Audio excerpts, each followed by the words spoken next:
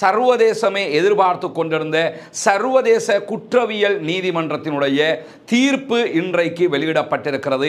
ஐசிசியினுடைய தீர்ப்பின் பிரகாரம் பெஞ்சமின் நெதன்யாகுவும் அவருடைய முன்னாள் பாதுகாப்பு அமைச்சராக இருந்த யோ கேலண்ட் ஆகிய இருவரையும் கைது செய்யுமாறு ஐசிசி அறிவித்தல் விடுத்திருக்கிறது. இன்றைக்கு பாலஸ்தீன விடுதலை அமைப்பினுடைய காசாவுக்கான தலைவராக செயல்பட்டு வரக்கூடிய ஹலீல் அல் ஹையா அவர்கள் சர்வதேச ஊடகங்களுக்கு பேசியிருக்கிறார். சில அரபு நாடுகளும் இஸ்லாமிய நாடுகளுடைய நிலைப்பாடுகள் எங்களுக்கு ஏமாற்றத்தை தருகின்றன என்று சொல்லியிருக்கிறார். பாலஸ்தீன விடுதலை அமைப்பினுடைய அறிவிப்புகளே போதுமானவை. ஆனால் ஐசிசியினுடைய அறிவிப்பு அரெஸ்ட் வாரண்ட்ல இருந்து என்ன தெரியுது என்று கேட்டா அவர் உயிரோடு தான் இருக்கிறார் என்பதை சர்வதேச சமூகத்திற்கு சர்வதேச நீதிமன்றம் குற்றவியல் நீதிமன்றமும் சொல்லி இருக்கிறது. அல்ஹம்துலில்லாஹ், அல்லாஹ் அவருக்கு நீண்ட ஆயுளை கொடுக்க வேண்டும். இந்த பகுதிகளை கொஞ்சம் நுணுக்கமாக பார்த்துக்கிறங்க. காரணம் என்னன்னா இந்த சட்டமூலத்தில் என்ன இருக்கிறது என்பதை தான் நான் சொல்ல போகிறேன்.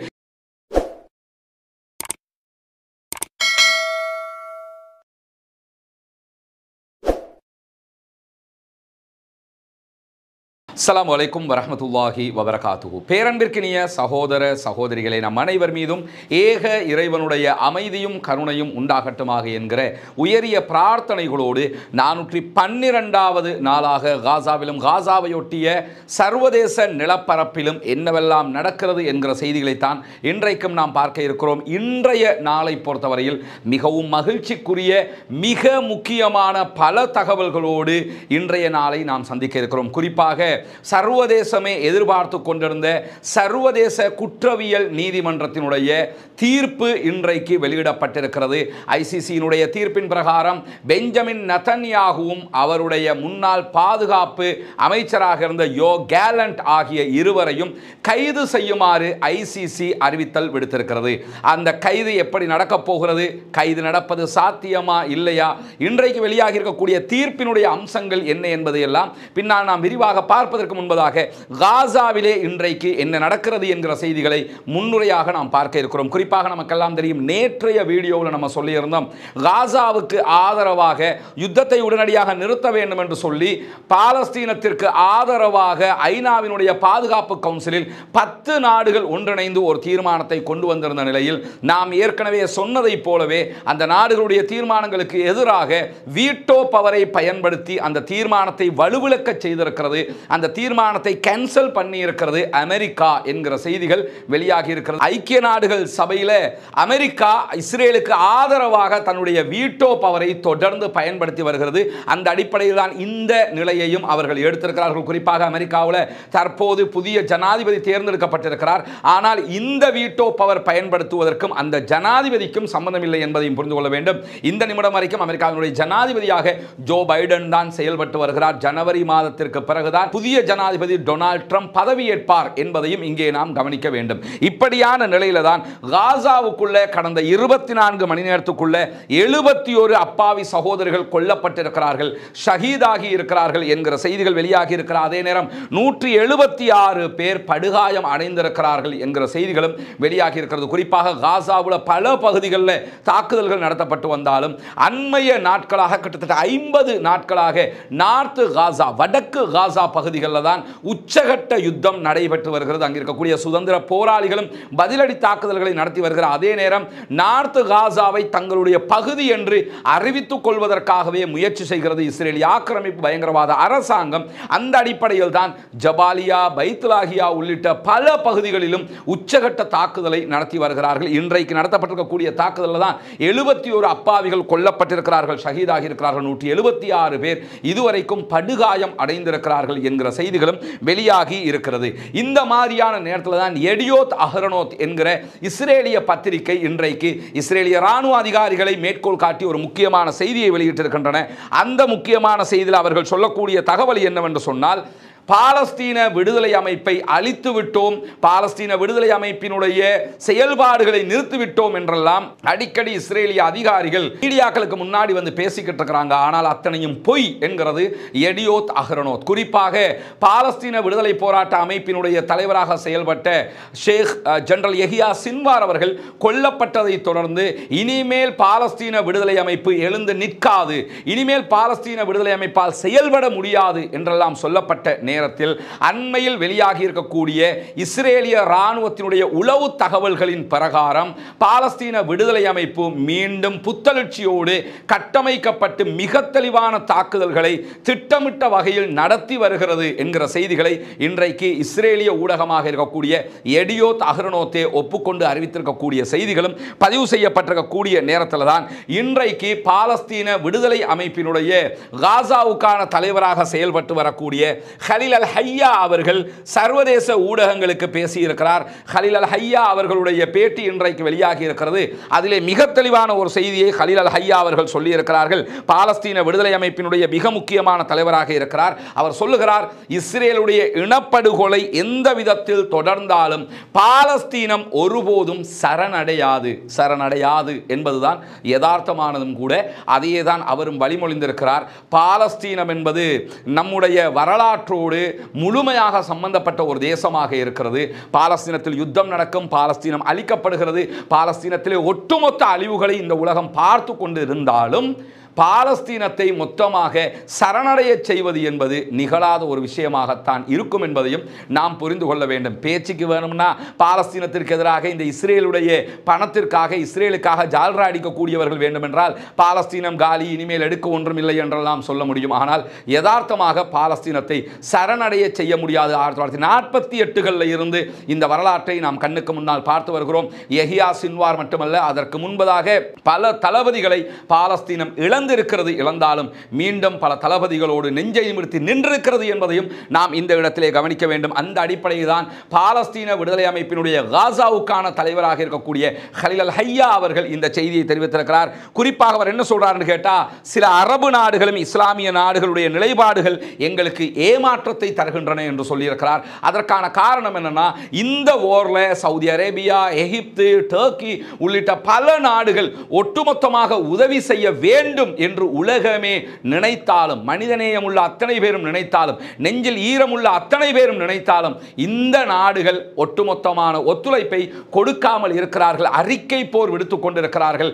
நாளும் நாளும் கண்டிக்கிறோம் என்று சொல்லிக் கொண்டிருக்கிறார்கள். தவிர எந்த விதமான யதார்த்தமான நியாயமான முடிவுகளையும் இவர்கள் எடுக்கவில்லை என்பதால் தான் அவர் எங்களுக்கு சில அரபு நாடுகளுடைய, சில இஸ்லாமிய நாடுகளுடைய செயல்பாடுகள் ஏமாற்றத்தை தருகின்றன என்று சொல்லுகிறார். சொல்லுவது மட்டுமல்லாமல் எதிரிகள் பாலஸ்தீனர்களை பாலஸ்தீனத்தை விட்டு வெளியேற்ற முயல்வதோடு பாலஸ்தீன குடிமக்களுடைய பகுதிகளை காலி செய்து மொத்த பகுதிகளையும் அபகரிக்க நினைக்கிறார்கள்.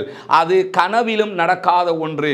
அது நடக்கவே நடக்காது. எங்கள் தேசத்தை நாங்கள் விட்டுக் கொடுக்க மாட்டோம் என்று சொல்லுகிறவர் காசாவில் இருந்து வடக்கு காசாவை பிரித்தெடுப்பதற்கு பெஞ்சமின் நெதன்யாகுவினுடைய ராணுவம் முயற்சி செய்து கொண்டிருக்கிறது. எங்களுடைய ராணுவம் அதிலிருந்து மக்களையும் காப்பாற்றி நாட்டையும் மீட்டுக் கொள்வதற்கு முழுமையாக அர்ப்பணிப்போடு முயற்சி செய்கிறது என்று சொல்லுகிறார் ஹலீல் அல் ஹையா அவர்கள். இங்க என்ன கவனிக்கணும்னு கேட்டா, இந்த ஹலீல் அல் ஹையா அண்மையில் நீங்க பார்த்திருப்பீங்க, குறிப்பாக பெசக்ஷியன், மசூத் பெசக்ஷியன் அவர்களுடைய பதவியேற்பு விழாவிலே ஹலீல் அல் ஹையாவும் கலந்து கொண்டிருந்தார். அதே போன்று கத்தாரில் நடைபெற்ற பேச்சுவார்த்தைகளில் கலந்து கொள்றாரு, ஈஜிப்தில் நடக்கிற பேச்சுவார்த்தைகளில் கலந்து கொள்றாரு. ஆனால் ஆச்சரியம் என்னன்னு கேட்டா, ஹலீல் அல் ஹையா அவர்கள் காசாவுக்கான பாலஸ்தீன விடுதலை அமைப்பினுடைய தலைவராக இருக்கிறார். காசாவில் இருந்து கொண்டு அல் ஜசீராவுக்கு அவர் பேட்டியும் கொடுக்கிறார்.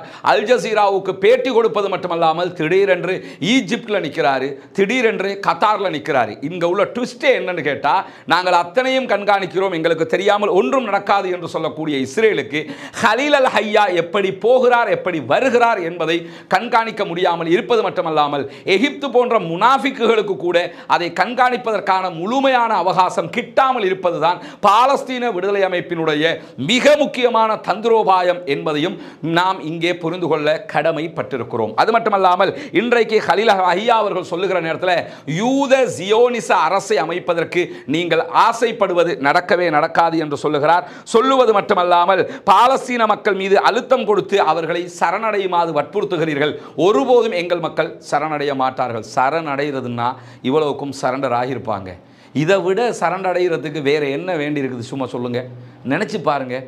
ஒரு அரை மணி நேரத்துக்கு ஒரு குழந்தை அங்கே கொல்லப்படுகிறது. ஒரு நாளைக்கு 10க்கு மேற்பட்ட குழந்தைகள் ஒரு காலை அல்லது 2 காலையும் இழக்கிறார்கள். 17,000 குழந்தைகளுக்கு தாய் அல்லது தகப்பன் அல்லது 2 பேருமே இல்லை என்கிற நிலை இருக்கிறது. 17,000 குழந்தைகள் மொத்தமாக கொல்லப்பட்டிருக்கிறார்கள், ஷஹீதாகி இருக்கிறார்கள். இதை விட வேறு என்ன அழிவுகள் வேண்டி இருக்கிறது? அங்கே எடுப்பதற்கு ஒன்றுமே இல்லை.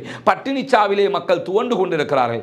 இப்படி இருந்தும் அந்த மக்கள் சரணடையவில்லை. அதுதான் அவர்களுடைய ஈமானிய பலம், அதுதான் அவர்களுடைய கொள்கையின் உறுதி, அதுதான் அவர்களுடைய தாய் நாட்டுக்கான நேசம். அது எங்கள் தேசம் என்பதில் உறுதியாக இருக்கிறார்கள் என்பதையும் நாம் இங்கே புரிந்து கொள்ள வேண்டி இருக்கிறது. இந்த மாதிரியான நேரத்தில் தான் இன்றைக்கு நாம் எல்லாம் எதிர்பார்த்திருக்கக்கூடிய மகிழ்ச்சிகரமான செய்தி வெளியாகி இருக்கிறது. அதாவது ICC, international court of justice என்று சொல்லக்கூடிய சர்வதேச குற்றவியல் நீதிமன்றம் இன்றைக்கு பரபரப்பான தீர்ப்பை வெளியிட்டிருக்கிறது. உண்மையிலே சொல்ல போனா இந்த தீர்ப்பெல்லாம் வராது என்று சொல்லித்தான் நான் கூட நினைச்சுக்கிட்டு இருந்தேன். ஏன்னா இதெல்லாம் சாத்தியமா, இவனுக்கு எதிராக தீர்ப்பெல்லாம் சொல்லுவாங்களா என்றெல்லாம் நினைத்து கொண்டிருந்த நேரத்தில் தான் அனைவருடைய, அதாவது இஸ்ரேலிய ஆதரவாளர்களுடைய முகத்திலே கரியை பூசும் விதமாக ஐசிசியிடம் இருந்து இன்றைக்கு பெஞ்சமின் நெதன்யாகுவையும் அதே போன்று முன்னாள் பாதுகாப்பு அமைச்சராக இருந்த யோ கேலண்டையும் கைது செய்யுமாறு அரெஸ்ட் வாரண்ட் பிறப்பிக்கப்பட்டிருக்கிறது. இதோடு சேர்த்து பாலஸ்தீன விடுதலை அமைப்பினுடைய முக்கியஸ்தராக இருக்கிற, குறிப்பாக பாலஸ்தீன விடுதலை அமைப்பின் இராணுவ பிரிவினுடைய உருவாக்குனரும் இராணுவ பிரிவினுடைய கமாண்டருமாக இருக்கக்கூடிய முகமது லைஃப் அவர்களையும் கைது செய்யுமாறு அரெஸ்ட் வாரண்ட் பிறப்பிக்கப்பட்டிருக்கிறது. இந்த ஒரு விஷயத்தை நீங்க கவனிக்கணும். என்னன்னா, முகமது லைஃப் அவர்கள் கொல்லப்பட்டு விட்டார்கள் என்று இந்த யுத்தத்தில் 3 முறை இஸ்ரேலிய ஆக்கிரமிப்பு பயங்கரவாத இராணுவம் அறிவித்திருந்தது. பாலஸ்தீன விடுதலை அமைப்பினுடைய தலைவர்களாக கொல்லப்பட்டவர்களை நமக்கு தெரியும். இஸ்மாயில் ஹனியா அவர்கள் கொல்லப்பட்டார்கள் ஈரானுக்குள் வைத்து. அது நமக்கு அத்தனை பேருக்கும் தெரிந்த ஒரு விவகாரம். அதே போன்று ஷேக் ஆரூரி அவர்கள் லெபனானில் வைத்து கொல்லப்பட்டார்கள். அதே போன்று இறுதியாக ஷேக் ஜெனரல் யஹ்யா சின்வார் அவர்கள் காசாவுக்குள் வைத்து கொல்லப்பட்டார்கள், ஷஹீதாக்கப்பட்டார்கள். இப்படி இந்த தலைவர்கள் கொல்லப்பட்டதெல்லாம் நமக்கு தெரியும். அவங்களோட பாடியை நம்ம பார்த்தோம். ஜனாசா விவகாரங்கள் எல்லாம் எல்லோருக்கும் தெரிந்த விவகாரமாக இருக்கிறது. ஆனால் முகமது லைஃபை கொன்றுவிட்டோம் என்று 3 தடவை சொன்னார்கள். ஏற்கனவே யஹ்யா சின்வார் 6 தடவை கொண்டதாக சொல்லிக்கிட்டு இருந்தாங்க. அப்படி இருக்கிற நேரத்தில் முகமது லைஃபுடைய பாடியை இந்த நிமிஷம் வரைக்கும் அவங்க எங்கேயுமே காட்டல. பாலஸ்தீன விடுதலை அமைப்பு முகமது லைஃப் அவர்கள் கொல்லப்பட்டதாக எந்த இடத்திலும் அறிவிக்கவும் இல்லை. இந்த நேரத்தில் தான் நமக்கு இந்த ஐசிசியினுடைய அரெஸ்ட் வாரண்ட்ல இருந்து ஒரு செய்தி தெரிய வருகிறது. அது என்ன செய்தி என்று சொன்னால், 2 பேர் மீது கைது அரெஸ்ட் வாரண்ட் கொடுக்கப்பட்டிருக்கிறது. பெஞ்சமின் நெதன்யாகுவினுடைய இடதுபுறத்திலே இருக்கக்கூடியவர், வலதுபுறத்திலே காட்சிப்படுத்தப்படக்கூடிய யோ கேலண்ட், இந்த 2 பேருக்கும் கைது அரெஸ்ட் வாரண்ட் கொடுக்கப்பட்டிருப்பதை போலவே தான் முகமது லைஃப் அவர்களுக்கும் அரெஸ்ட் வாரண்ட் கொடுக்கப்பட்டிருக்கிறது. முகமது லைஃப் அவர்கள் யார் என்று சொன்னால், எனக்கு பின்னால் காட்சிப்படுத்தப்படக்கூடிய இந்த புகைப்படத்தில் இருப்பவர் தான் முகமது லைஃப் என்று சொல்லப்படுகிறது. குறிப்பாக என்னன்னா, முகமது லைஃப் தேடினால் இந்த புகைப்படம் தான் வரும். நம்ம இவர் தான் முகமது லைஃப் என்று எதை வச்சு சொல்றோம்னா, அல் ஜசீரா இவரை முகமது லைஃப் என்று வகைப்படுத்தி இருக்கிறார்கள். ஆனால் இது கிட்டத்தட்ட 15 ஆண்டுகளுக்கு முன்னால் எடுக்கப்பட்ட புகைப்படம். இப்ப முகமது லைஃப் எப்படி இருப்பாருங்கிறது யாருக்குமே தெரியாத, அவருடைய எந்த புகைப்படமும் அண்மை காலத்தில் எங்குமே எடுக்கப்படவில்லை என்கிற நிலையில தான் இவருடைய முகமது லைஃபை பொறுத்தவரை அவருடைய 2 கால்களும் இடுப்புக்கு கீழால் ஒர்க் பண்ணாது, வீல் சேர்ல தான் செயல்படுவார். அவருடைய உடல் தான் ஊனமே தவிர சிந்தனை ஊனம் கிடையாது. மிக துல்லியமான தளபதி, மிக சிறந்த போர் வீரன். இத்தனை நாட்களாக பாலஸ்தீன விடுதலை அமைப்பின் இராணுவத்தை வழிநடத்துகிற மேஜர் ஜெனரலாக, கமாண்டராக செயல்பட்டு கொண்டிருக்கிறார். இந்த நிலையில் 1965 கான் யூனுஸ் அகதிகள் முகாமில் தான் முகமது லைஃப் அவர்கள் பிறந்தார்கள். 1987 நடந்த முதலாவது இன்திஃபாதா அல்லது பாலஸ்தீன எழுச்சியின் போது பாலஸ்தீன விடுதலை அமைப்போடு இணைந்து கொண்ட முகமது லைஃப் அவர்கள் அவருடைய பெயரை முகமது லைஃப் என்று சொல்லி மாற்றிக்கொண்டார். இவருடைய உண்மையான பெயர் முகமது மஸ்ரி. முகமது மஸ்ரி என்கிற பெயரை தான் முகமது லைஃப் என்று மாற்றிக்கொண்டார். இன்றைக்கும் இவருடைய சகோதரர் முகமது லைஃப் அவர்களுடைய சகோதரர் உயிரோடு இருக்கிறார். அவரும் பாலஸ்தீன விடுதலை அமைப்பினுடைய முக்கியமான தளபதிகளில் ஒருவர். குறிப்பாக தற்போது அந்த இராணுவத்தை வழிநடத்துகிறது இந்த 2 சிங்கங்கள் என்று சொல்லப்படுகிறது. அதோடு சேர்த்து ஷேக் யஹ்யா சின்வார் அவர்களுடைய சகோதரர் முகமது சின்வார் அவர்களும் இந்த படையணியை வழிநடத்துகிறார் என்று சொல்லப்படுகிறது. குறிப்பாக யஹ்யா சின்வாருடைய மரணத்துக்கு பிறகு பாலஸ்தீன விடுதலை அமைப்புடைய தலைவர்கள் யார் என்கிற செய்திகள் இதுவரைக்கும் ரகசியமாக வைக்கப்பட்டுக் கொண்டிருக்கிறது. முழுமையாக இந்த படையணியை மிக துல்லியமாக இவர்கள் வழிநடத்தி கொண்டு வருகிறார்கள். அந்த வகையில் தான் முகமது லைஃப் அவர்கள் மஸ்ரி என்கிற தன்னுடைய பெயரை மாற்றிக் கொண்டிருந்தார். 1989ஆம் ஆண்டு முதல் பாலஸ்தீன இன்திஃபாதாவுடைய உச்சத்தில் லைஃப் அவர்கள் இஸ்ரேலிய ஆக்கிரமிப்பு பயங்கரவாத இராணுவத்தினால் கைது செய்யப்பட்டு கிட்டத்தட்ட 16 மாதங்கள், கிட்டத்தட்ட 1.5 ஆண்டுகள் சிறைவாசம் அனுபவிக்கப்பட்டிருந்தார். அதற்கு பிறகு 1990களில் பாலஸ்தீன விடுதலை அமைப்பினுடைய இராணுவ பிரிவாக செயல்படக்கூடிய அமைப்பை உருவாக்குகிறவர்களில் இவரும் ஒருவராக செயல்பட்டார். அதாவது அபிஷியல் இராணுவமாக அதை கட்டமைத்தவர் இவர்தான். பயிற்சிகள் வழங்கப்பட்டு அதற்குரிய யூனிஃபார்ம் அபிஷியலாகவே கட்டமைத்தவர்களில் இவர் ஒருவர். 20 ஆண்டுகளுக்கு மேலாக படைப்பிரிவுக்கு தலைமை தாங்கி வருகிறார். இஸ்ரேல் தைஃபினுடைய முன்னோடியாக செயல்பட்ட, தைஃபினுடைய ஆசிரியராக செயல்பட்டவரும், இந்த பாலஸ்தீன விடுதலை அமைப்பினுடைய இராணுவ பிரிவினுடைய மிக முக்கியமான முன்னாள் தலைவருமாக செயல்பட்ட சலா ஷஹாதா அவர்களை கொன்றதற்கு பிறகு இவர்தான் பாலஸ்தீன விடுதலை அமைப்பின் இராணுவத்தை வழிநடத்தி வருகிறார். 2002ஆம் ஆண்டில் இருந்து குறிப்பாக பாலஸ்தீன விடுதலை அமைப்பின் நவீன இந்த சுரங்கப்பாதைகளை வடிவமைத்தினுடைய மூளையாக செயல்படுகிறவர் முகமது லைஃப் என்று சொல்லப்படுகிறது. அது மட்டுமல்லாமல் முகமது லைஃப் அவருடைய முழு குடும்பமும் இஸ்ரேலி ஆக்கிரமிப்பு பயங்கரவாத இராணுவத்தினால் 2014ஆம் ஆண்டே கொல்லப்பட்டு விட்டது. அதோடு சேர்த்து இதுவரைக்கும் அவர் சுரங்கங்களுக்குள் இருந்து சமூகத்தையும் இராணுவத்தையும் வழிநடத்தி வருகிறார். இன்று வரைக்கும் போராடி கொண்டிருக்கிறார். அது மட்டுமல்லாமல் இப்பொழுது நடக்கிற இந்த அக்ஸா வெள்ளம் என்கிற இந்த யுத்தத்தில் மூளையாகவே இவர்தான் செயல்பட்டார் என்று சொல்லப்படுகிற நிலையில தான் பெஞ்சமின் நெதன்யாஹுவுக்கும் அதே போன்று அவருடைய பாதுகாப்பு அமைச்சர் யோ கேலண்ட்டுக்கும் எப்படி கைது வாரண்ட் கொடுக்கப்பட்டிருக்க, அரெஸ்ட் வாரண்ட் கொடுக்கப்பட்டிருக்கிறதோ அதே போன்றுதான் தற்போது இவருக்கு எதிராகவும் முகமது லைஃபுக்கு எதிராகவும் ஐசிசியில இருந்து அரெஸ்ட் வாரண்ட் கொடுக்கப்பட்டிருக்கின்றன. இதில் நான் சொல்ல வந்த விஷயம் என்னன்னு சொன்னா, முகமது லைஃப் அவர்கள் இந்த அவருக்கு எதிரான தீர்ப்பு கொடுக்கப்படுவதற்கு முன்பதாக இந்த லிஸ்டில் இன்னும் 2 பேர் இருந்தார்கள். அதில் ஒருவர் தான் இஸ்மாயில் ஹனியா அவர்கள். அதே போன்று பாலஸ்தீன விடுதலை அமைப்பினுடைய இராணுவத்தின் தளபதியாக இருந்த ஜெனரல் யஹ்யா சின்வார் அவர்கள். இந்த 2 பேருமே தற்போதைய அரெஸ்ட் வாரண்ட்ல பேர் நீக்கம் செய்யப்பட்டிருக்கிறார்கள். காரணம் என்னன்னா, இந்த 2 பேரும் கொல்லப்பட்டு விட்டார்கள், ஷஹீதாகி விட்டார்கள். எனவே மூன்றாவதாக இருக்கக்கூடிய முகமது லைஃப் அவர்களை கொன்றுவிட்டதாக இஸ்ரேல் சொன்னது பொய். காரணம் என்னன்னா, மரணித்தவருக்கு அரெஸ்ட் வாரண்ட் ஐசிசி கொடுத்திருக்க மாட்டார்கள். எனவேதான் அந்த 2 பேருக்கும் கொடுக்கல, இந்த ஒருவருக்கு கொடுத்திருக்கிறார்கள் என்பதிலிருந்து ஐசிசி முகமது லைஃப் அவர்கள் உயிரோடு இருக்கிறார்கள் என்பதை உறுதிப்படுத்தி இருக்கிறது என்பதையும் இந்த இடத்திலே நாம் புரிந்து கொள்ள வேண்டும். மிக்க மகிழ்ச்சியான ஒரு செய்திக்கான ஒரு ஆதாரமாக இது மாறி இருக்கிற, அவர் உயிரோடு இருக்கிறார் என்பதற்கு பாலஸ்தீன விடுதலை அமைப்பினுடைய அறிவிப்புகளே போதுமானவை. ஆனால் ஐசிசியினுடைய அறிவிப்பு அரெஸ்ட் வாரண்ட்ல இருந்து என்ன தெரியுது என்று கேட்டா, அவர் உயிரோடு தான் இருக்கிறார் என்பதை சர்வதேச சமூகத்திற்கு சர்வதேச நீதிமன்றம், குற்றவியல் நீதிமன்றமும் சொல்லி இருக்கிறது. அல்ஹம்துலில்லாஹ், அல்லாஹ் அவருக்கு நீண்ட ஆயுளை கொடுக்க வேண்டும். அல்லாஹ் அவருக்கு போராடுகிற சக்தியை அதிகமாக கொடுக்க வேண்டும். அல்லாஹ் அவருடைய போராட்ட விளிமியங்களை ஏற்றுக்கொள்ள வேண்டும். அல்லாஹ் அவருக்கு நீண்ட மன வலிமையை கொடுத்து இந்த சமூகத்தை வழிநடத்துகிற, பாலஸ்தீன சமூகத்திற்கான விடுதலையை பெற்றுக் கொடுக்கிற மிகச்சிறந்த தளபதியாக அவரை மாற்றி அமைக்க வேண்டும் என்கிற உயரிய பிரார்த்தனையை அத்தனை பேரும் முகமது லைஃபுக்காக கேட்க மறந்து விடாதீர்கள். இடுப்புக்கு கீழால் செயலாற்ற முடியாத ஒரு சகோதரர் ஒரு இராணுவத்தை உலக வரலாற்றில் வழிநடத்தி கொண்டிருக்கிறார் என்றால் அது ஷேக் முகமது லைஃப் அவர்களாகத்தான் இருக்க முடியும் என்பதையும் இந்த இடத்திலே கவனித்துக் கொண்டு தற்போது என்ன நடந்திருக்கிறது என்கிற செய்திகளை நம்ம பார்க்கணும். குறிப்பாக இந்த பகுதிகளை கொஞ்சம் நுணுக்கமாக பார்த்துக்கிறங்க. காரணம் என்னன்னா, இந்த சட்டமூலத்தில் என்ன இருக்கிறது என்பதைத்தான் நான் சொல்ல போகிறேன். இவர்கள் 2 பேருக்குமான அரெஸ்ட் வாரண்ட்ல என்ன நடக்க போகிறது என்பதைத்தான் நான் அவசரமாக சொல்ல போகிறேன். எனவே மிக நுணுக்கமாக இதிலே பார்த்துக் கொள்ளுங்கள். குறிப்பாக இந்த அரெஸ்ட் வாரண்டை பொறுத்தவரையில் இந்த அரெஸ்ட் வாரண்டை கொடுத்திருக்கிற நீதிபதி புதியவராக இருக்கிறார். ஏற்கனவே இருந்த நீதிபதி இந்த அரெஸ்ட் வாரண்ட் ஏற்கனவே 6 மாதங்களுக்கு முன்பதாக வந்திருக்கணும். ஏன் வரலன்னு சொன்னா, நீதிபதி எனக்கு உடம்பு முடியல என்று கேட்டு தீர்ப்பை கொடுக்காமலே இழுத்தடிச்சுக்கிட்டு இருந்தாரு. உங்களுக்கு உடம்பு முடியலைன்னா ரிசைன் பண்ணிட்டு போங்க, நாங்க பாத்துக்கிறோம்ட்டாங்க. ஏன்னா அந்த பயத்தில் இஸ்ரேலுக்கு எதிராக எப்படி தீர்ப்பு கொடுக்கிறது, இந்த பயத்தில் இருந்தாங்க. உடனே அவர் பதவி விலகிட்டு போனதுக்கு பிறகு புதிய நீதிபதி தலைமை பதவியை ஏற்றுக்கொண்டதற்கு பிறகு இந்த அரெஸ்ட் வாரண்ட் கொடுக்கப்பட்டிருக்கிறது. இந்த நிலையில் ஐசிசியினுடைய கைது வாரண்டை பற்றி நாம் தெரிந்து கொள்ள வேண்டிய மிக முக்கியமான செய்தி என்னன்னு சொன்னால், இந்த அரெஸ்ட் வாரண்ட் இஸ்ரேலுடைய நெதன்யாஹு அதே போன்று கேலண்ட் மீது மனித குலத்திற்கு எதிரான குற்றங்கள் அதே போன்று போர் குற்றங்கள் ஆகிய 2 குற்றங்களுக்காக வழங்கப்பட்டிருக்கிறது. ஹாஃப் தண்டனை என்று அர்த்தம். அதாவது மனித குலத்திற்கே எதிரான குற்றம் என்பதற்கு பாதி கைதும், அதே போன்று போர் குற்றம் என்பதற்காக பாதி கைதுமாக முழு கைது இந்த அடிப்படையில் தான் அவர்களுக்கு வழங்கப்படும். ஏன்னா குழம்பிக்கிருவிய அதாவது ஆங்கில செய்திகள் என்ன சொல்லுவாங்கன்னா ஹாஃப் அரெஸ்ட் வாரண்ட் என்று சொல்லும்போது பாதி கைது வாரண்ட் என்று சொல்லி நீங்க யோசிக்கிறீங்க. பாதின்னா அதுக்கு பாதி இதுக்கு பாதி 100% கைது வாரண்ட் தான் கொடுக்கப்பட்டிருக்கிறது என்பதை முதலில் புரிந்து கொள்ளுங்கள். அதே போன்று இந்த 2 பேரும் வேண்டுமென்றே அதே போன்று தெரிந்து கொண்டே காசாவில் இருக்கக்கூடிய பொதுமக்களுடைய உயிர் வாழ்வதற்கான வாழ்வாதாரத்தை தடுத்திருக்கிறார்கள் என்று நம்புவதற்கான நியாயமான காரணங்கள் இருப்பதாக அடித்து சொல்கிறது ஐசிசி. இதுதான் ஐசிசியிலே கண்ட மாபெரும் வெற்றி.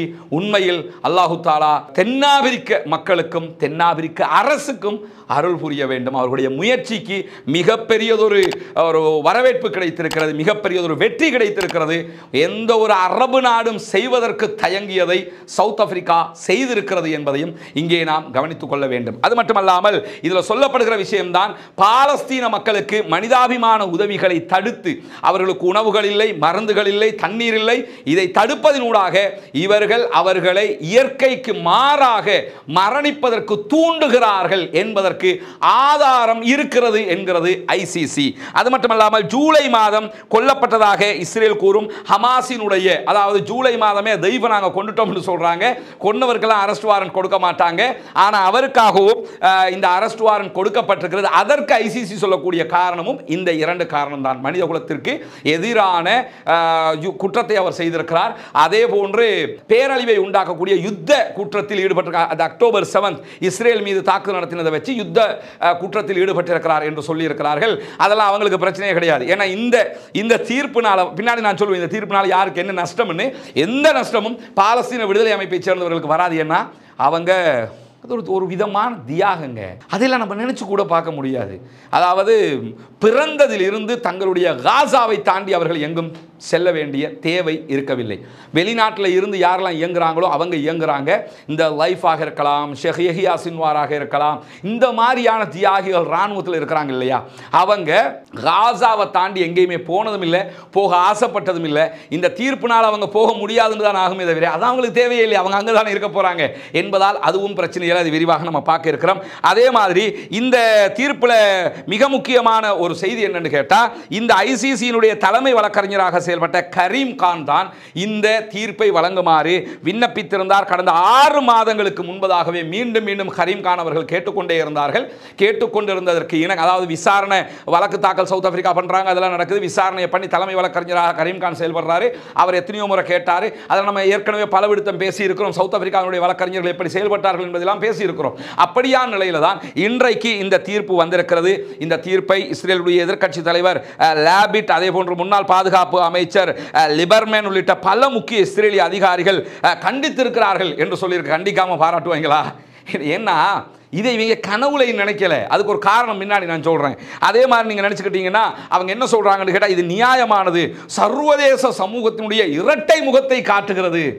நீ எல்லாம் பேசலாமாடா இப்படி? சர்வதேச சமூகத்தில் இரட்டை முகத்தை காட்டுதான். என்னமோ அவங்க அப்பாவி மாதிரியும் காசா மக்கள் தான் அநியாயம் பண்றவங்க மாதிரியும், அதாவது முழு உலக மகா கொலகார பாவிகள். எனக்கு இவங்களுக்கு சொல்றதுக்கு அது அந்த ஊடகத்தில் அப்படி சொல்ல முடியும், அவ்வளவு கோபம் கொப்பளிக்கிறது. இவனை மாதிரி உலகமாக ஒரு கொடூரன், உலகமாக ஒரு பாவி, உலகமாக ஒரு நாசமா போனவன் எவனாவது இருப்பாங்களா? இவங்க வந்து உட்கார்ந்துக்கிட்டு சர்வதேசத்தின் இரட்டை முகம் தெரிகிறதாம். பெரிய உத்தமனுவலாயவனுவன் சுபஹானல்லாஹ். உலகத்திலேயும் அசிங்கம் இவர்களுக்கு, நாளை மறுமையிலும் இவர்களுக்கு அசிங்கப்படுவார்கள் இன்ஷா அல்லாஹ். எந்த மாற்று கருத்தும் கிடையாது. உலகத்தில் அவ்வளவு கேவலம். இந்த அரெஸ்ட் வாரண்ட் எல்லாம் வாழ்க்கையில் அவங்க எதிர்பார்க்கல. இதுல என்ன நடந்துட போகிறது என்று சில பேர் பேசுவாங்க. என்ன நடக்குது இல்லைங்கிறது ரெண்டாவது. அசிங்கப்பட்டுட்டானா இல்லையா? சர்வதேச நீதிமன்றம் தீர்ப்பு கொடுத்துருச்சா இல்லையா? நீ குற்றவாளி, அதனால் தான் கைது செய்வதற்கான அரெஸ்ட் வாரண்ட் கொடுக்கப்பட்டிருக்கிறது. அது மட்டுமல்லாமல் இந்த விவகாரத்தில் அல் ஜசீராவினுடைய மூத்த பத்திரிகையாளரும் மூத்த சர்வதேச ஆய்வாளருமாக இருக்கக்கூடிய மர்வான் பிஷாரா அவர்கள் மிக அழகான சில நுணுக்கமான சட்ட விவகாரங்களை மக்களுக்கு சொல்லி இருக்கிறார்கள். அதில் அவர் என்ன சொல்றாருன்னு சொன்னா, இந்த நாள், இந்த தீர்ப்பளிக்கப்பட்ட நாள் நீதிக்கான ஒரு அசாதாரணமான நாள் என்கிறார். அதாவது இந்த நாளை கற்பனை பண்ண முடியாது. இப்படி ஒரு நாள் வரும்னு நான் எதிர்பார்க்கல. இப்படி ஒரு வாய்ப்பா என்று சொல்லி அந்த ஆச்சரியத்தின் உச்சியில தான் அவர் என்ன சொல்றாருன்னா, நீதிக்கான ஒரு அசாதாரணமான நாள், சாதாரணமான நாள் இல்லை, அசாதாரணமான நாள், இப்படி ஒரு நாள் வரும்னு நான் நினைக்கவே இல்லை அப்படின்னு சொல்லி மர்வான் பிஷாரா அவர்கள் ஆச்சரியப்பட்டு இன்றைக்கு அல் ஜசீராவிலே பேசிக் கொண்டிருக்கிறார். அதில் அவர் என்ன சொல்றாருன்னு கேட்டா, இறுதியாக காசா மக்கள் இனப்படுகொலையின் ஒரு வருடத்திற்கு பிறகு தங்களுடைய குற்றவாளிகள் நீதியை எதிர்கொள்வதை காண முடிகிற நாளாக இது மாறி இருக்கிறது. ஒரு வருடம், 412வது நாளில் நம்ம நிற்கிறோம்.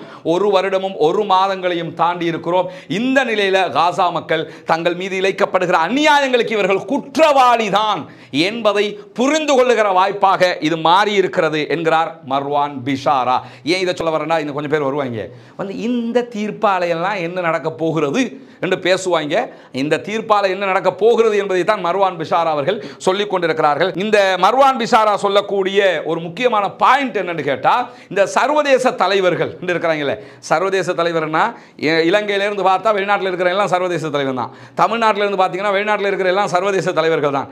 ஆனால் இவர் சொல்லுகிற சர்வதேச தலைவர்கள் அது இல்லை, வெஸ்ட் மேற்கு நாடுகளுடைய தலைவர்கள் இருக்கிறாங்கல்ல, அமெரிக்கா, பிரித்தானியா, பிரான்ஸ், ஜெர்மன், இந்த மாதிரி யூரோப்பை சேர்ந்த தலைவர்கள், யூரோப்பு, அமெரிக்கா, இந்த மாதிரி தலைவர்கள் இருக்கிறாங்கல்ல, இவங்க என்ன நினைச்சுக்கிட்டு இருந்தாங்கன்னா, மர்வான் பிஷாரா சொல்றாரு, இந்த ஐசிசி என்னாலும் அதனுடைய தீர்ப்பு என்றாலோ ஐரோப்பிய நாடுகளை கட்டுப்படுத்தாது, அமெரிக்காவை கட்டுப்படுத்தாது, நம்ம தான் எல்லாரையும் கட்டுப்படுத்துவோம் என்று நினைத்துக் கொண்டிருந்தார்கள். ஏன்னா ஐசிசியினுடைய வரலாற்றில் இப்படி ஒரு தீர்ப்பு யாருக்குமே கொடுக்கப்படலை.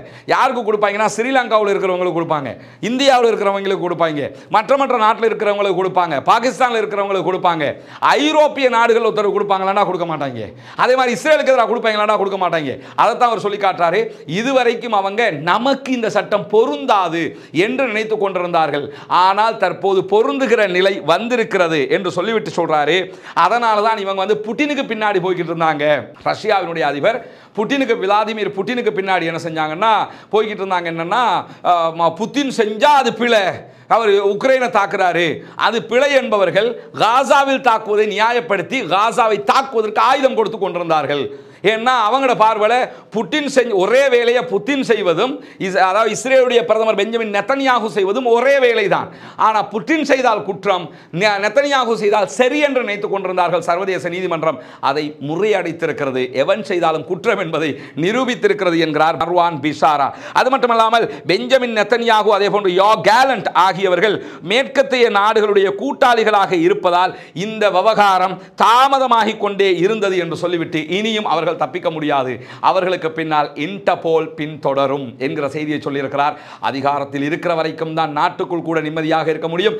அதிகாரம் இல்லாமல் போகிற போது இன்டர்போலால் அவர்கள் பின்தொடரப்படுவார்கள். மர்வான் பிஷாரா அவர் சொல்வதனுடைய விளக்கத்தையும் சொல்றார். இதனுடைய பொருள் என்னன்னு சொல்லி சொன்னா, இனி அவர்கள் சட்டபூர்வமானவர்கள் அல்ல, அவர்கள் குற்றவாளிகள். அவங்க நாட்டுக்குள்ள பிரதமர்னு சொல்லிக்கலாம், நாட்டுக்குள்ள வேறு எதையாவது சொல்லிக்கலாம்.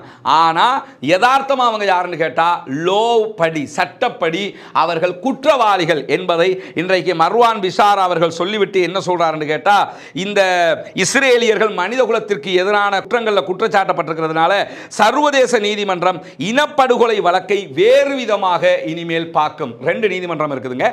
ஒன்று ஐசிசி இன்டர்நேஷனல் கிரிமினல் கோர்ட், அதே போன்று ICJ international court of justice என்கிற 2 இருக்கிறது. இனிமேல் சர்வதேச நீதிமன்றம் இந்த கேஸை, இது வந்து அவர்களுக்கு குற்றவியல் நீதிமன்றம் தான் தீர்ப்பு கொடுத்திருக்கிறது, சர்வதேச நீதிமன்றம் இதையும் இணைத்துக் கொண்டு இவர்களை வேறு விதமாக பார்க்கும். அடுத்த வழக்குகளிலும் இவர்கள் சிக்கிக் கொள்வார்கள் என்கிறார் மர்வான் பிஷாரா. அது மட்டுமல்லாமல் இதை தொடர்ந்து அல் ஜசீரா இன்றைக்கு இன்னும் ஒரு செய்தியை சொல்லியிருக்கிறாங்க. லண்டன் குயின் மேரி பல்கலைக்கழகத்தினுடைய சர்வதேச சட்ட பேராசிரியர் நேவ் காட்டன் என்கிறவற்றை போய் அவங்க கேட்கிறாங்க, சட்டத்தில் என்ன நடக்கலாம் என்று கேட்கிறார்கள். அதற்கு நெத்தன்யாகு அதே போன்று கேலண்ட் ஆகியோருக்கு ஐசிசி அரெஸ்ட் வாரண்ட் கொடுத்திருக்கிறாங்க. இதுல நாங்க என்ன தெரிஞ்சுக்கலாம் என்று கேட்கும்போது, அல் ஜசீராவினுடைய கேள்விகளுக்கு நேவ் காட்டன் அவர்கள் பதில் சொல்லி இருக்கிறார்கள். அதில் அவர் என்ன சொல்றாருன்னு கேட்டால், முதலாவது கேள்வி என்ன கேட்கிறாங்கன்னா, இஸ்ரேலிய தலைவர்கள் மீது ஐசிசி குற்றம் சாட்டுவதையும் போர் குற்றங்களுக்கும் மனித குலத்துக்கும் எதிரான குற்றங்களுக்கும் உள்ள வித்தியாசத்தையும் உங்களால் உடைக்க முடியுமா என்று கேட்கிறார். கேட்கும்போது நேவ் காட்டன் அவங்க என்ன பதில் சொல்றாங்கன்னு சொன்னா, சர்வதேச ஆய்வாளர், பல்கலைக்கழகத்தினுடைய உரையாளர், மிக முக்கியமான சர்வதேச சட்டங்களை பற்றி தெரிந்தவர், அவர் என்ன சொல்றாருன்னு கேட்டா, போர் குற்றங்களுக்கும் மனித குலத்திற்கு எதிரான குற்றங்களுக்கும் உள்ள வித்தியாசம் என்னன்னு சொன்னா, மனித குலத்திற்கு எதிரான குற்றங்கள் முறையானவைகள், அதே நேரத்தில் போர் குற்றங்கள் முறையற்றவைகள். உதாரணமாக போர் குற்றம்ங்கிறது ஒரு நிகழ்வாக மட்டுமே இருக்க முடியும், இயற்கையாக இருக்க முடியாதுங்கிறாரு. போர் குற்றம்னா நீங்க செயற்கையாக செய்றீங்க, இயற்கையாக போர் குற்றம் நடக்காது, செயற்கையாகத்தான் நடக்கும். அதனால் தான் போர் குற்றம் குற்றம் என்று வரைமுறைப்படுத்தப்படுகிறது. அதே மாதிரி நெத்தனியாகு, அதே போன்று கேலண்ட், இந்த ரெண்டு பேர்லையும் முக்கியமான குற்றச்சாட்டுகள் பல இருக்கின்றன என்று சொல்லிவிட்டு, உணவு, தண்ணீர், மனிதாபிமான உதவியை மறுப்பது ஒரு குற்றம், இவர்கள் செய்திருக்கக்கூடிய மிகப்பெரிய குற்றம். அது மட்டுமல்லாமல் பட்டினியை ஆயுதமாக பயன்படுத்தி இருக்கிறார்கள் என்பதற்கு ஆதாரங்கள் கிடைத்திருக்கிறது என்பதையும் இன்றைக்கு நேவ் காட்டன் அவர்கள் சொல்லியிருக்கிறார்கள். அல் ஜசீராவில் நீங்க ஆங்கில பதிப்பில் அதை பார்க்க முடியும். அது மட்டுமல்லாமல் இன்னொரு செய்தி அவர் நேவ் காட்டன் அவங்க தொடர்ந்து சொல்றாங்க, மருத்துவமனைகளுக்கு எதிரான தாக்குதல்களை இவர்கள் நடத்தி இருக்கிறார்கள். எனவே அதுவும் மிகப்பெரிய போர் குற்றமாக பார்க்கப்படுகிறது, இயற்கையாக இல்லாமல் செயற்கையாக மக்களை கொள்வதற்கு வழி செய்திருக்கிறார்கள் என்று சொல்லப்படுகிறது. அதே நேரத்தில் அல் ஜசீராவால அடுத்த கேள்வியை கேட்கிறாங்க, என்னன்னு கேட்டா, இந்த வழக்கில் நீதிமன்றத்தில் நிரூபிக்கிறது சாத்தியமா? இப்ப அரெஸ்ட் வாரண்ட் கொடுத்திருக்கிறாங்க, வழக்கு கண்டினியூ ஆகும், நீதிமன்றத்தில் இதை நிரூபிக்க முடியுமா என்று கேட்கும்போது நேவ் காட்டன் அவர்கள் சொல்லக்கூடிய ஒரு செய்தி என்னன்னு சொன்னா, போதுமான ஆதாரங்கள் இருக்கிறது, நிரூபிக்க முடியும் என்று அடித்து சொல்லி இருக்கிறார். அது மட்டுமல்லாமல் இஸ்ரேல் பாலஸ்தீன மோதலுடைய உணவை ஆயுதமாக பயன்படுத்துவது இது புதிதல்ல, ஏற்கனவேயும் இதே அநியாயத்தை இவர்கள் செய்திருக்கிறார்கள், 20 ஆண்டுகளாக இதைத்தான் செய்து கொண்டிருக்கிறார்கள் என்று சொல்லக்கூடியவர், இப்படி பயன்படுத்தப்பட்டிருக்கிறது, உணவு ஆயுதமாக பயன்படுத்தப்பட்டிருக்கிறது என்பதற்கு போதிய சான்றுகள் இருக்கிறது என்று அடித்து சொல்லி இருக்கிறார். அதாவது உணவு ஆயுதமாக பயன்படுத்தலைன்னா உணவு கொடுக்காம இருக்கிறது, அது ஒரு ஆயுதம், பசியிலே சாக விடுறது. எனவே இந்த அநியாயத்தை காசா மக்களுக்கு இவர்கள் செய்திருக்கிறார்கள் என்று சொல்லியிருக்கிறார். அது மட்டுமல்லாமல் உண்மையிலேயே இஸ்ரேலிய அரசாங்கம், இஸ்ரேலிய ராணுவத்தினுடைய கொள்கைகள் என்ன என்பதெல்லாம் இதன் மூலமாக பட்டவர்த்தனமாக உலகத்திற்கு தெரிந்திருக்கின்றன என்கிற செய்தியையும் இன்றைக்கு நேவ் காட்டன் அவர்கள் சொல்லியிருப்பது மட்டுமல்லாமல் இதனால இன்னொரு நலவு நடக்கும் என்பதையும் அவர் சொல்லியிருக்கிறார். இந்த கைதால என்ன நடக்கும் என்பதை விவரிக்கிறாரு. கைதால என்ன நடக்கும் என்று சொன்னா, இஸ்ரேலுடைய தலைவர்கள் வெளிநாடு பயணங்களை மேற்கொள்கிற போது கைது செய்யப்பட முடியும். அதாவது யோ கேலண்ட்டும் நெத்தனியாகவும் வெளிநாடுகளுக்கு பயணம் மேற்கொள்கிற போது அவர்கள் கைது செய்யப்படலாம். அதே போன்று ஆயுத விற்பனைகள் நிறுத்தப்படலாம். இந்த இரண்டும் இதனால் செய்யப்படலாம் என்று சொல்லும்போது, நடைமுறையில் நெத்தனியாகு அதே போன்று யோ கேலண்ட் ஆகியோருக்கு எதிராக இந்த அரெஸ்ட் வாரண்ட்டுகள் வழங்கப்பட்டிருக்கிற நேரத்தில் ஏதாவது மாற்றம் வருமா என்று சொல்லி அல் ஜசீரா கேட்கிறாங்க. கேட்கும்போது என்ன சொல்றாங்கன்னா, காசா பகுதிகளில் மோதல்ல எந்த விளைவையும் ஏற்படுத்துவதற்கான சாத்திய கூறுகள் இதிலே இருக்கிறது. அதாவது இதில் நிறைய மாற்றங்கள் வரும்ங்கிறாரு. எந்த அளவுக்கு மாற்றம் வரும் என்று அவர் சொல்றாருன்னு கேட்டால், முதலாவது ரோம் சட்டத்தில் கையொப்பமிட்டவர்கள் அதே போன்று ஐசிசியினுடைய உறுப்பினர்கள் தங்கள் நாட்டுக்கு இவர்கள் வருகிற போது இவர்களை கைது செய்ய முடியும். ரோம் சட்டம் என்று இருக்கு, ரோம் லோ. அந்த ரோம் சட்ட மூலத்தில் கையெழுத்திட்ட நாடுகள் இருக்கிறார்கள். அதே போன்று ஐசிசியில் கையெழுத்திட்ட நாடுகள் இருக்கிறார்கள். இஸ்ரேல் ஐசிசியில் கையெழுத்திடலை, அதையும் கவனிச்சுக்கிறங்க. எனவே ஐசிசியில் கையெழுத்திட்டிருக்கக்கூடிய நாடுகளுக்கு இவர்கள் வந்தால் கைது செய்யப்படலாம். நான் அறிந்து இலங்கையும் ஐசிசியில் கையெழுத்திட்டிருக்கிறாங்க. எனவே இலங்கைக்கு வந்தாலும் இலங்கை அரசு நினைத்தால் இவர்களை கைது செய்ய முடியும். அரபு நாடுகள் எல்லாமே பெரும்பாலும் இந்த ஐசிசியில் கையெழுத்திட்டிருக்கிறாங்க. எனவே அரபு நாடுகளுக்கு இவர் பயணித்தாலும், குறிப்பாக யுஏஇக்கு இவர் போகலாம், மற்ற நாடுகளுக்கு போகலாம், போகிற நேரத்தில் இவர் கைது செய்யப்படலாம். அதே போன்று ஐரோப்பிய நாடுகளில் பல நாடுகள் ஐசிசியில் கையெழுத்து போட்டிருக்கிறாங்க.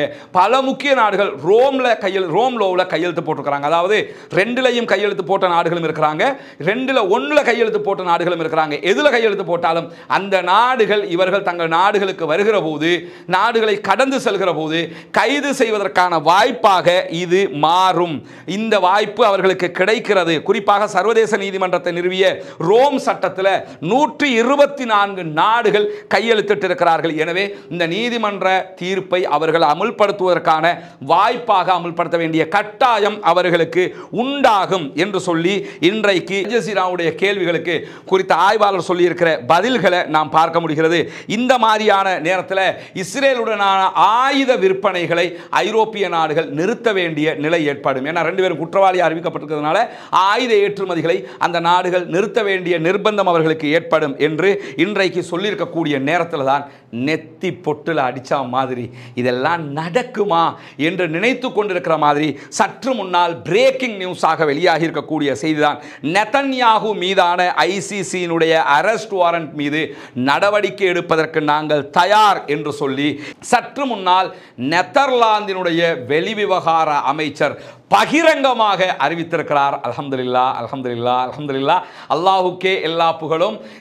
இந்த தீர்ப்பினூடாக அவர் சொல்லியிருக்கக்கூடிய ஒரு முக்கியமான செய்தி என்னன்னு சொல்லி சொன்னா, இஸ்ரேலுடைய தலைவர் அதாவது பெஞ்சமின் நெதன்யாகு டச்சு மண்ணுக்கு வந்தார் என்று சொன்னால், நெதர்லாந்து டச்சுன்னா நெதர்லாந்துக்கு வந்தார் என்று சொல்லி சொன்னால் அவர் கைது செய்யப்படுவார் என்பதை இன்றைக்கு நெதர்லாந்தினுடைய பாராளுமன்றத்துக்கு என்ன சொல்லுவாங்கன்னா வெல்ட்காம் பிரதிநிதிகள் சபை என்று சொல்வார்கள். வெல்ட்காம் பிரதிநிதிகள் சபையில் இன்றைக்கு இந்த தீர்ப்பு வந்து சற்று நேரத்துக்குள்ள அவர் அறிவித்திருக்கிறார். டச்சு மண்ணுக்கு வந்தால் நாங்கள் அரெஸ்ட் பண்ணுவோம் என்றாரு. உண்மையில் ஒரு தைரியமான பிரேவான ஒரு அறிவித்தலாக இருக்கிறது. அது மட்டுமல்லாமல் ஐசிசியினுடைய கைது வாரண்ட் பிறப்பிக்கப்பட்டிருக்கக்கூடிய நெதன்யாகு, கேலன், தைஃப் ஆகிய 3 பேரோடும் தொடர்பை பேணுவதை இனிமேல் நெதர்லாந்து தவிர்க்கும் என்று சொல்லியிருக்கிறார். தைஃபோடு ஆல்ரெடி அவங்களுக்கு தொடர்பு இல்லை, அதனால டோன்ட் வரி, பிரச்சனை இல்லை. ஆனால் இனிமே இவர்கள் சார்ந்த நாட்டோடு தொடர்பை பேணுவதை நெதர்லாந்து தவிர்க்கும் என்று அரபு நாடுகள் வெக்கங்கட்டு போய் தலை குனிஞ்சு போய் நிற்கிற நேரத்தில் உடனடியாக நெதர்லாந்து இந்த அறிவிப்பை விடுத்திருப்பது மட்டுமல்லாமல் தொடர்ந்து அவர் சொல்கிறார், நெதர்லாந்து ரோம் சட்டத்தை 100% செயல்படுத்துகிற காரணத்தினால் டச்சு மண்ணுக்கு அவர்கள் வந்து இறங்கினால் அவர்களை நாங்கள் கைது செய்வோம் என்று மீண்டும் மிக தெளிவாக அறிவித்திருக்கிறார் நெதர்லாந்தினுடைய வெளிவிவகார அமைச்சர் என்கிற செய்தி இன்றைக்கு வெளியாகி இருப்பதை நாம் பார்க்க முடியும். எனவே இன்றைக்கு வெளியாகி இருக்கக்கூடிய மிக முக்கியமான செய்தி இதுதான். நெதர்லாந்தினுடைய இந்த அறிவிப்பு உண்மையிலே பாராட்டப்படக்கூடிய ஒரு அறிவிப்பு. நெதர்லாந்தினுடைய அறிவிப்பை தொடர்ந்து மற்ற நாடுகளும் இப்படியான அறிவிப்புகளை விடுவதற்கான வாய்ப்புகள் இருக்கிறது. எனவே இவர் பிரதமராக இருக்கும்போது வெளிநாடுகளுக்கு போனாலும், பிரதமராக இல்லாத நிலையில் வெளிநாடுகளுக்கு போனாலும் கைது செய்வதற்கான வாய்ப்புகள் தற்போது கிடைத்திருக்கிறது. இது பாலஸ்தீனத்துக்கு இவர்கள் செய்த அநியாயத்திற்கு கிடைத்த மாபெரும் தண்டனையாகவும் இந்த இடத்தில் நாம் பார்க்க முடியும். இன்றைக்கு நிறைய தாக்குதல்கள் ஹிஸ்புல்லாக்களால் நடத்தப்படுகிறது. நேரம் போதாமை காரணமாக அவற்றை சொல்ல முடியவில்லை. இன்ஷா அல்லாஹ் நாளைய வீடியோவில் அவற்றை நாம் சேர்த்துக்கொள்வோம். இந்த நம்ம சொல்லியிருக்கக்கூடிய இந்த சட்ட விவகாரங்கள் மீண்டும் ஒரு முறை நீங்கள் கேட்டு பார்த்தீங்கன்னா மிக துல்லியமாக உங்களுடைய சிந்தனையில் வந்து நின்றும். ஏன்னா இது அத்தனை பேரும் தெரிந்து வைத்துக் கொள்ளுங்கள். இந்த சர்வதேச சட்டம் என்ன, இந்த கைதால் இவருக்கு அரெஸ்ட் வாரண்டால் என்ன நடக்கும் என்பதை மிக விரிவாக நான் ஏற்கனவே சொல்லியிருக்கிறேன். அதை 2 தடவை இந்த வீடியோவை நீங்கள் கேட்டுட்டீங்கன்னு சொன்னால் இந்த செய்திகள் தெரிய வந்துவிடும். இந்த வீடியோக்கள் நிறைய மக்களுக்கு கொண்டு போய் சேருங்க. நம்முடைய சேனல் முடக்கப்பட்டதனுடைய வழி இப்பொழுதும் எனக்கு இருக்கிறது. ஏன்னா இந்த செய்திகள் எல்லாம் உண்மையிலேயே நிறைய பேருக்கு போய் சேர வேண்டிய செய்திகளாக இருக்கிறது. ஆனால் குறைவான ஆட்களுக்கு தான் நம்ம கொண்டு போய் சேர்க்க முடிகிற அளவுக்கு நம்ம புதிய சேனலில் நம்ம கொண்டு போக வேண்டி இருக்கிறது. எனவே சப்ஸ்கிரைப் பண்ணால் சகோதரர்கள் ரஸ்மின் எம்ஐசி டாக்ஸ் என்கிற நம்முடைய இந்த சேனலை சப்ஸ்கிரைப் பண்ண சொல்லுங்கள். இந்த செய்திகளை நிறைய பரப்புங்க. இவர்கள் அசிங்கப்படுகிற செய்திகள் அத்தனை பேருக்கும் தெரிய வேண்டும். குறிப்பாக மாற்று மத நண்பர்களுக்கு தெரிய வேண்டும். இவர்கள் அசிங்கப்படுகிறார்கள், சர்வதேச நீதிமன்றமே இவர்கள் குற்றம் செய்ததாக அறிவித்திருக்கிறது என்பதை மக்களுக்கு மத்தியிலே கொண்டு செல்லுங்கள் சகோதரர்களே. என்னால் முடிந்ததை நான் இந்த வீடியோவினூடாக செய்திருக்கிறேன். உங்களால் முடிந்தது இந்த வீடியோவை நிறைய பேருக்கு கொண்டு போய் சேர்ப்பது. கண்டிப்பாக கொண்டு போய் சேருங்கள். நம்முடைய சேனலை முடக்கியவர்களை அடையாளம் காட்டுகிற வேலையை ஓரிரு நாட்களில் நான் செய்ய இருக்கிறேன். இன்ஷா அல்லாஹ் சேனலை மீட்டெடுக்கிற முயற்சிகளையும் செய்து கொண்டிருக்கிறோம். என்னால் முடிந்து அதுக்கு செலவு செஞ்சு சில வேலைகளை நம்ம செய்ய வேண்டியிருக்கிறது. என்னால் எதெல்லாம் முடியுமோ அதெல்லாம் செஞ்சு அதை மீட்டெடுக்கிற முயற்சிகள் தான் ஈடுபட்டு கொண்டிருக்கிறேன். வல்ல ரஹ்மான் நம்மை கைவிட மாட்டான். நம்முடைய குரல்களை அடக்க நினைப்பவர்களால் அதை அடக்க முடியாது என்பதையும் கூறிக்கொண்டு பாலஸ்தீனம் வெற்றி பெற வேண்டும், பாலஸ்தீனம் சுதந்திரம் அடைய வேண்டும், பாலஸ்தீன மக்கள் நம்மை போன்று சுதந்திரமானவர்களாக மாற வேண்டும் என்கிற நிலையில் பாலஸ்தீனத்திற்காக பிரார்த்தனை செய்ய மறந்து விடாதீர்கள். பாலஸ்தீனத்தை அழிக்க துடித்துக் கொண்டிருக்கக்கூடிய இஸ்ரேலிய ஆக்கிரமிப்பு பயங்கரவாத ராணுவத்திற்கு எதிராக கண்டிப்பாக தொழுகையிலே குனுத்து நாசிலாவை ஓத மறந்து விடாதீர்கள் என்கிற உயரிய கோரிக்கைகளோடு ஜனநாயக ரீதியாக பாலஸ்தீனத்திற்காக குரல் எழுப்புவோமாக என்கிற கோரிக்கைகளை முன்வைத்து முடித்துக் கொள்கிறேன். வாஹிர் தஅவானா அல்ஹம்துலில்லாஹி ரப்பில் ஆலமீன்.